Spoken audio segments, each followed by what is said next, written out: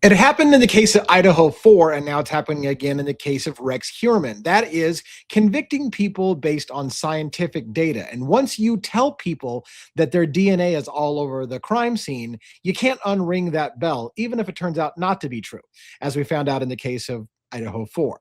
Let's get into the Rex Heuermann case now and how the same kind of precedents, and by the way, they mentioned Idaho 4 right in here. Well, they mentioned Idaho, but you know what we're talking about. And we're going to look at the DNA evidence. We're going to look at Rex Heuermann's trial, which is now getting ready to go to trial. 2026, we're going to see Rex Heuermann on trial for 7 murders along Gilgo Beach, Long Island. The Long Island serial killer case coming up next. The devil's in the details. Let's go.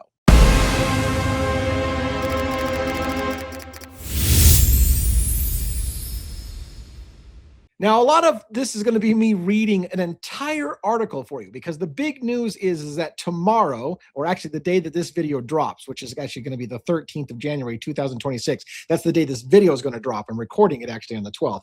So for me, it's tomorrow. But anyways, as this video is coming out, there's going to be a court appearance, and basically both sides now, the defense and the prosecution, are ready to proceed to trial in the Rex Heuermann Long Island serial killer case. We're calling it the Long Island serial killer case, but it's really kind of the state of New York versus Rex Heuermann.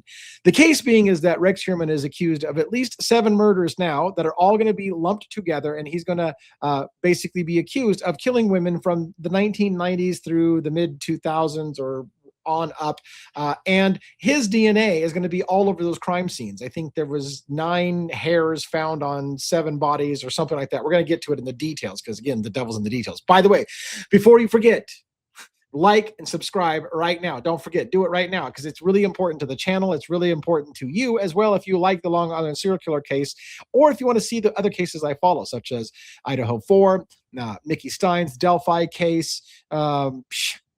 There's other cases that we do. We do a lot of. We're a true crime channel, and we focus on the presumption of innocence until proven guilty. Now, Rex Heuermann. Let's talk about Rex Heuermann. In reality, is there a likelihood that Rex Heuermann probably is a serial killer? Sure, there's a likelihood so. However, we focus on high-profile cases, such as Rex Heuermann's case in Long Island, New York, to accentuate how the legal system works, teach you how the legal system works, and watch for those gotchas, those pitfalls. Because even when somebody might be guilty, we have to be careful about how we convict in this country, because we're setting a very, very dangerous precedence in this country, especially when it comes to DNA. Why is it important, or why is it dangerous with DNA?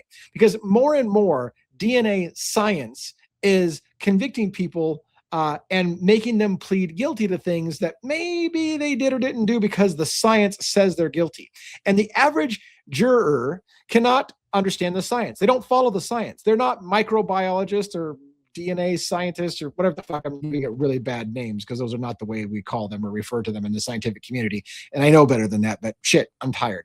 The point being is that jurors get baffled by bullshit. They get baffled by science. And more, we're convicting people with science, but such as I said, the case of Brian Koberger in Idaho 4. They literally, the public believes Brian Koberger's DNA was at the crime scene, and yet the prosecution long ago dropped the idea that they were ever going to present DNA evidence at the trial if it went to trial. They weren't going to use it because they knew that there was problems with the DNA evidence. But once it got out into the public that Brian Koberger's DNA was at that crime scene, he was convicted in the court of public opinion, and it didn't matter. Literally to this day, people say, well, yeah, he pled guilty because his DNA was all over the crime scene. That's the way people think. Now let's look at Rex Heuermann's case where the same kind of thing is playing out. Rex Heuermann's going to be convicted before he ever starts a trial because science says he was there, and that's going to be the end of that. I want to bring up, now again, I'm going to read a lot of this article, but I think it's important if you're all interested in this trial because it has a lot of cool details. Now, if you're not familiar with this trial, you also want to hear this because this article is going to cover kind of the history, a little bit of the case, and you should listen to that again, especially if you don't know the case. So this is going to be some details you don't need if you're really boned up on the case, some details you might want to hear anyways, even if you are boned up on the case, and if you aren't familiar with the case, then you need it all. All right, let's get going. going, and I'll try to make this as quick as possible, although I'm going to read the entire article. So this is from patch.com. It's an article that just came out recently, January 12th, today, this evening, in fact, very, very recently, just came out this evening. See what the defense is asking for as accused Gilgo Beach killer Rex Heuermann heads to court on Tuesday. So this is Monday that I'm recording this. It's going to drop on Tuesday as this comes out. It's happening. This is what's happening today as you see this video. The defense asked that one of the multiple counts against Rex Heuermann, one of the multiple counts against him involving victim Sandra Castilla be dismissed. So that's what the big shocker is coming up. It's not a shocker. The big news of the day is that the defense has asked for a count involving the victim Sandra Castilla to be dismissed, and discovery pertaining to John Bittrolf be made available. It's really, in a way, a nothing burger, but it's a good article for us to kind of summarize the case and tell you what's happening, because this case is now going to trial. This is the great news. Rex Heuermann wants to go to trial right now, according to his defense lawyer. The prosecution wants to go to trial right now. This has been on hold for a long time, and this is going to be one of the mega cases in America in 2026. It's a mega case. It's really going to be big, and trust me, you should watch some of the videos we cover about the police corruption, how they covered for the Long Island serial killer, how they might have been involved with the Long Island serial killer. So that's just scratching the surface. That's not going to be a part of the trial, I guarantee you. Nobody's going to talk about police involvement with the Long Island serial killer. I'll guarantee you during the trial. But we cover it, and you're going to find it fascinating. And you need to watch Gone Girls on Netflix and various documentaries where they really cover the chief of police who went to jail, the district attorney who went to jail, all the people who are going to jail in this case, but that won't be part of the trial. Isn't that interesting? It should be. All right. Long Island, New York, that's the byline. Here it is. Accused Gilgo Beach killer Rex Heuermann, that's him right there, is set to appear in court on Tuesday. That's the day that this is dropping, January 13th, 2026, as previously stated by the Suffolk County District Attorney Ray Tierney. According to the DA's office, what's expected on Monday, or what was expected on Monday, because that's today, is the filing of the defense omnibus motions. So it's like a collection of motions. That's what omnibus is, and the collection. Omnibus motions, and setting a date for the proposed prosecution to respond. So the judge is going to tomorrow, set a date. Okay, here's all the shit. The defense must submit everything it wants to have talked about before trial, because we're now going to trial. That's what this is about. Tomorrow or today when this video comes out is about everything the defense wants to have said better be said now. And the prosecution will have a little bit of time to respond, and then we're going to trial. We're speeding ahead to the trial. Now, the motion filed Monday by the defense asks for the court to inspect asks for court inspection. So it's asking the court to inspect grand jury minutes. Shit, I feel like I need to explain what that is. An order dismissing count 10 involving victim Sandra Castilla on the grounds that the evidence before the grand jury was not legally sufficient to establish the offense charged or any lesser included offense, and that the integrity of the grand jury was impaired so as to warrant dismissal. Now, we're not going to get into the huge details about why that's the case. A grand jury in America, for those who don't know, this is an education channel. All of my stuff is about educating you on the whole legal process. A grand jury is convened for one purpose. It's to basically say, is it worth the taxpayers' money to proceed to trial? Do you have enough reason to charge this person in the first place? It doesn't say whether they're guilty or not. A grand jury does not determine guilt. All they do is they look at one side. They look at the prosecution's case and say, well, if that's your case, prosecution, you've got enough, go ahead and proceed with taking him to trial. Or no, you're wasting the taxpayers' dollars' time because you don't even have enough to convince us. However, there's a statement in America called a grand jury will indict a ham sandwich. So a grand jury will indict someone. What that means is the grand jury decided you have enough evidence that you should go and prosecute that way, that person. And the common phrase in America is a grand jury will indict a ham sandwich. They always indict. And yet, again, in our legal system, this is the education part here. In our legal system, people are biased because they believe that, well, he's already been indicted by a grand jury. He must be guilty. A grand jury. It sounds really important. A grand jury has decided they're guilty. No, a fucking grand jury. Oh, whenever I drop the F-bomb, this is my MO. When I drop an F-bomb, I put the parental discretion is advised, like back in the 80s when I grew up and I had that on music videos. So every time I drop an F-bomb, that's what I do. I reach for the parental advisory sticker. So again, people think that a grand jury indicting somebody means that they must be guilty. That's not what it means. You can indict a ham sandwich. It doesn't mean anything. All right. So the defense is basically asking for the judge to review the grand jury minutes and make sure that that they should be including Sandra Castillo, because the evidence before the grand jury was not legally sufficient to establish the offense charged or any lesser included offense, and that the integrity of the grand jury was impaired. So it warrants a dismissal. We won't get into the details, but that's the big ask. They're asking for one of the charges against Rex Heuermann in the manner of Sandra Castillo in particular to be dismissed. So that's what you need to know. The motion also asks that the Suffolk County District Attorney's Office should make available to the defense all the discovery pertaining to the prosecution of John Bittroff, as well as any and all reports documenting the investigation by law enforcement into the connection between Mr. Bittroff and the murders of any of the victims attributed to the person colloquially referred to as the Long Island serial killer within 30 days of the court directing disclosure. That's a huge paragraph. And what does it basically say? A man by the name of John Bittroff, John Bittroff tried to say that he didn't kill a couple of women they said he killed. And John Bittroff's attempt was to say, hey, you're trying this new guy, Rex Heuermann, a Long Island serial killer. I think he's the one that killed the girls, not me. I think he is. And so they tested DNA to see if Rex Heuermann could be attributed to these two murders that were attributed to John Bittroff, and said, nope, not Rex Heuermann. So maybe they're still yours, right? So what the defense is asking for here is like, hey, you looked into John Bittroff, and John Bittroff tried to link Rex Heuermann to his cases, but you didn't find anything. Give us all of the discovery in that whole story about John Bittroff and how he tried to throw Rex Heuermann under the bus and tie him to other murders. So that's what they're asking for there.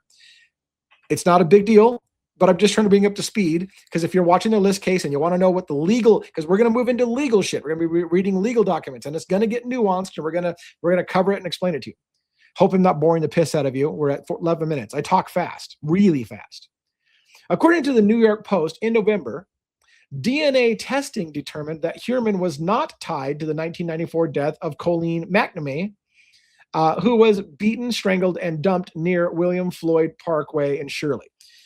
That's one of the victims attributed to Bittroff. So he tried to say, hey, maybe it was Heuermann, but they tested DNA and said, nope, it's not Heuermann. Heuermann had never been charged with her slaying. So keep that in mind. According to the Post, Bittroff attempted to tie Heuermann with the death, but the DNA cleared Heuermann of that death. By the way, as an aside this is a lesson on how mainstream media shapes narratives. All kinds of headlines came out with the big shocking headline that said, Rex Heuermann has been determined to be not the murderer of several victims. And what people thought, because it was a shocking headline, is, oh, of these 7 people Rex Heuermann's going to trial for, they just tossed a couple of them out. No, what it was is he was being asked by Bittroff to, hey, maybe he did my murders, not me, and kind of look into that. And so that was the 2 murders that Rex Heuermann was determined to not be involved in. But the shocking headlines is to word it in such a way that made you think, of the 7 charges against Rex Heuermann and the 7 murders, maybe he already got off on 2 of them before we got started. Those 2 weren't even the 7. Do you follow what I'm saying? That's tricks. It's how you get clickbait. And by the way, F you to those people who say I'm a clickbaiter. You'll be, oh, devil's advocates, you're a clickbaiter. Fuck off. I do not clickbait. That's what mainstream media did to that title about the 2 people have been determined not to. That's clickbait. I don't do that shit. All right. Also, according to the omnibus motions, the defense has asked that any evidence gleaned from the unlawful search be deemed inadmissible, or that a hearing be held for the purpose of making findings of fact necessary to decide instant application. That's a lot of shit, a lot of legal shit. I'm not going to break all this shit down for you because I promised I was going to let you out a little early. I don't want to keep you here. I definitely won't keep you here past an hour. We hopefully will be done in less than 40 minutes, maybe even less than 30 minutes. Let's just keep going. In addition, the omnibus motion asks that any evidence consisting of statements made by Heuermann to a public servant or agents thereof as such statements were obtained in violation of Heuermann's rights as protected by the United States Constitution and Constitution of the State of New York for the purposes of making the findings of fact necessary to decide the instant application. Holy shit in this wording of the instant application.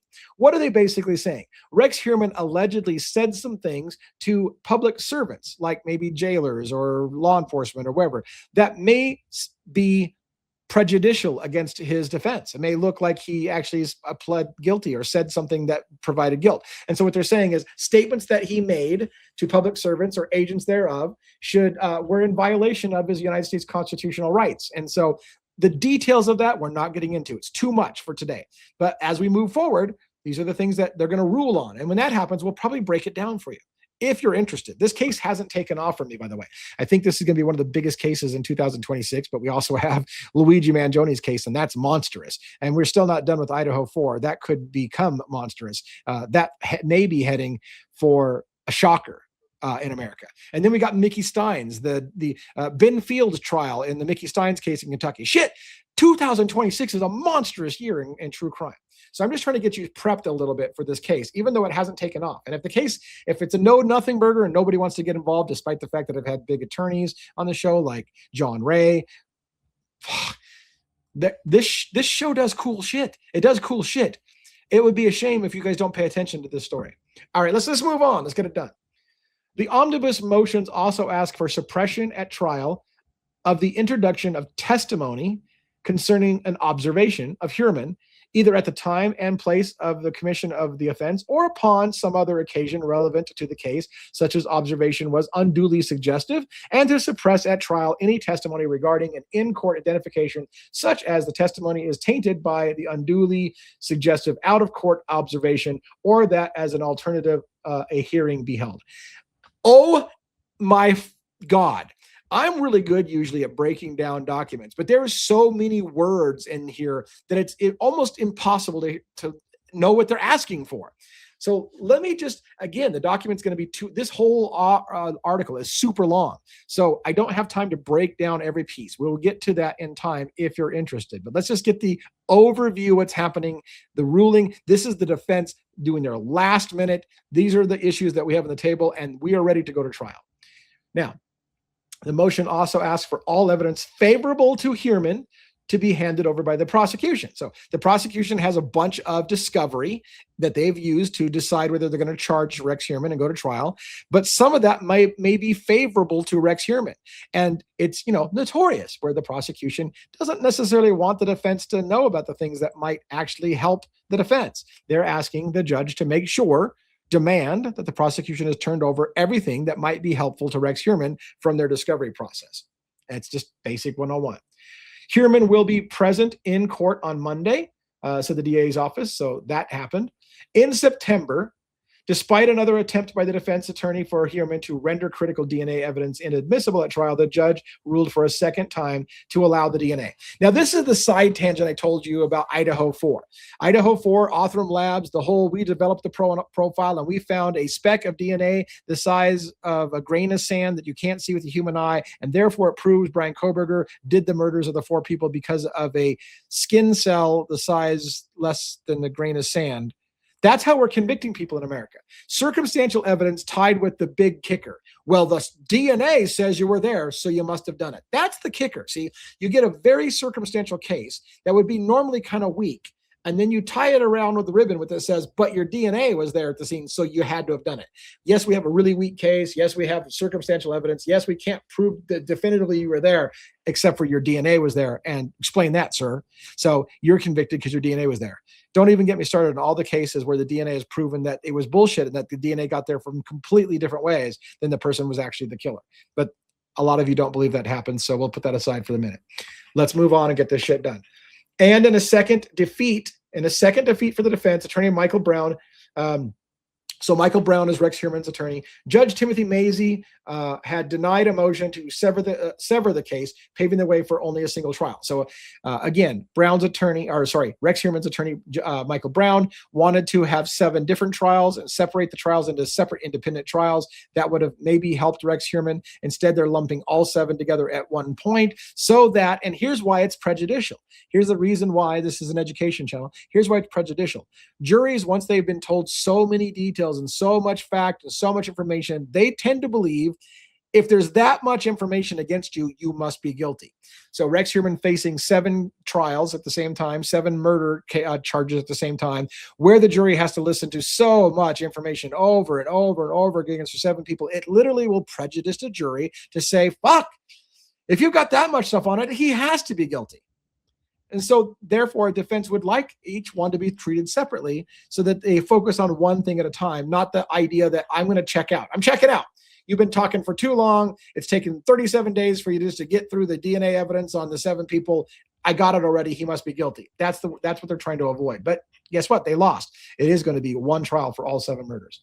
Mazie ruled on the 2 motions, but the defense, including one that challenged for a second time the admissibility of DNA based on what the defense said they believe is a violation of public health law. We're not going to get into that. They argued, by the way, that the DNA testing used. So they had a Fry hearing. What is a Fry hearing? A Fry hearing is they did a discussion on whether or not the science is good. Is the science that ties Rex Heuermann to these murders good? That was a Fry hearing. Is the science good? If the science is good, then you can proceed with using that science against Rex Heuermann. If it's not good, you can't. In the Fry hearing, the judge determined that the science was good. The defense said the science that you're using is unproven. It's never been used in New York, and you're trying to use it for the first time in New York. It's an unproven thing. They countered that same kind of thing was used in Idaho. Brian Koberger's case. Remember I told you that in Idaho, they weren't even going to use the DNA evidence. So it's been used before in Idaho to convict and get a plea deal. Great for you guys. You got a plea deal against somebody, but you were never forced to show the DNA evidence. You just told everybody in America's DNA was there, and that was good enough. I'm on a little bit of a bias rant. Yes, that's a huge deal, the DNA. Watch my case on Idaho for if you're interested. All right. So the decision went on to say that even if there was a violation, so that's the public health. We're going to set the public health thing away. It's really tedious. We're not going to get into it. We're just getting a 30,000 foot overview, taking a freaking half hour to do so. Also, the decision noted that the court finds that the public health law does not apply to astroforensics. Okay. Again, we're still on the public health law. Let's move past it. In regard to the motion to sever the case, the judge ruled that in the interest of judicial economy, counts 1 through 6 will not be severed from counts 7 through 10, and counts 7 through 10 will not be severed from each other for a separate trial for each of those counts. So again, they tried to separate the trial into independent murder trials instead of 7 at a time because from the defense's standpoint, people will get overwhelmed with data and think he must be guilty if you have that much information. The judge and Tierney have said a potential trial date could be announced soon. We are ready to go to trial. The case was then adjourned on January 13th, 2026. The case was then adjourned to January 13th. So the date was set for today when this video comes out, and the DA's office confirmed. Earlier in September, Mazie had a 27-page decision in which he said the key DNA evidence against Rex Heuermann was good, that the science was good. We talked about that. We'll skip down there. I'm trying to speed us up a little bit. There's just a lot on this case. And they talk about, Tierney talks about how the science is great. They praise all the scientists, and that's how we convict people in America nowadays. We convict people on science. So you have some kind of relatively flimsy circumstantial case, but you tie it with but the science says you were there. And so here we go with another one of those things. And Othram Labs and places like that are going to be instrumental in solving cold cases. Like a lot of these murders in Rex Heuermann's case were cold cases where somebody at a science lab, dug up some stuff and said, we did some testing in this cold case from the 1990s, and it's this guy's DNA, so he must have done it. Let's put him away. Instead of maybe having to prove why or how that happened. How did he get that DNA on there? Is it because he's the murderer, or is there other explanations? But in America, if your DNA was there, most people think you're guilty. All right. And then basically to sum up, I decided in the interest of time, I don't want to bore the hell out of you. Let's make it short, right? A lot of this article talks about the history of the 7 bodies that were found. I've decided just now, because it was long and it's tedious, and they also talk about another person, Andrew Dykes. Originally, Rex Heuermann was originally the Long Island serial killer. Before it was known that Rex Heuermann was the alleged Long Island serial killer, there was Tatiana Jackson and her, I got to get the names. Am I going to get the names right? Tanya Denise Jackson, who was also known as Peaches, and her toddler baby, which I think was Tatiana, and that very, very recently got found. Seems to relate to a story of Andrew Dykes, a man who apparently was married and had a affair, it sounds like, with Mrs. Jackson, and had a baby with her, or got her pregnant, and then later murdered her and the baby to hide everything. That's the allegations that are now coming out. It was, for the longest time, tied to the Long Island serial killer, and it turned out it doesn't seem to fit, and it probably may. That's a whole nother case. We're not covering Andrew Dykes' case. Well, some of my people in my channel are kind of peripherally doing this Dykes case.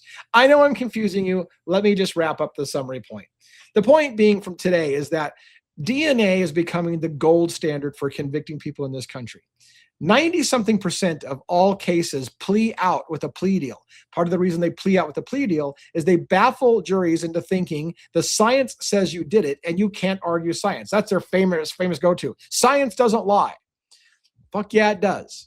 Yes, it does. Delphi case, Richard Allen's case. They said the same thing about him. Well, Rick, you're convicted of killing those 2, or you're accused of killing those 2 little girls. Science doesn't lie, Rick. You did it. That's what the science tells us. Watch that case. Watch that case, and the huge appeal of a wrongful conviction. That case is possibly headed for a reversal because of science does actually fucking lie. Anyways, that's the end thought of the day. I'm sorry this is tedious. It's probably not going to be the best video you've watched of the day, and I apologize for that. But we need to get some primer going. We need to get some momentum going on this case. So if you're interested in the Long Island serial killer case and you want to learn about some of those legal issues, and sorry, my face just itches today. If you want to learn about some of those legal issues, the DNA fight that's going to happen. Well, actually, the DNA fight's done. They are going to allow the DNA to come forward. So now we're going to look at the DNA says maybe he's there. The defense will have a chance to argue other ways that Rex Heuermann's DNA could have gotten to the crime scene and so on. But if you're interested in that case, you really should watch it. The Peripheral case on the sides, cases like John Ray's case against Dr. Peter Hackett, a man who saw a woman by the name of Shannon Gilbert, who went missing in 2010, I think.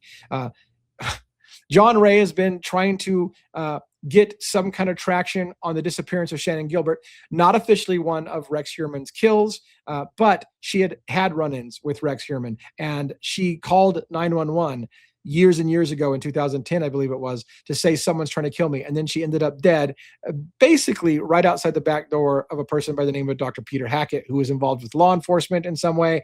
And the family got a phone call from Peter Hackett saying, hey, your daughter came to my house the day that she died, and she came into my house and I treated her medically and sent her on her way. And I don't know what happened to your daughter. And then later on, I changed the story and said I never saw her that night.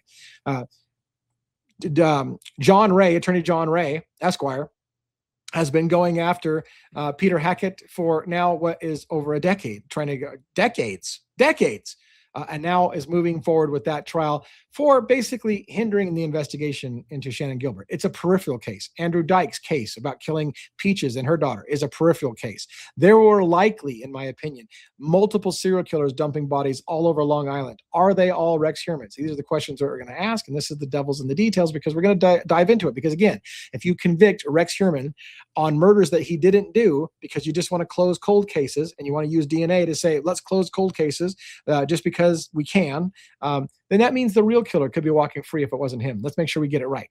I hope that you're interested in the case. But if you are, make sure you like and subscribe. Check it out and watch my other cases as well. Have a great day. Bye.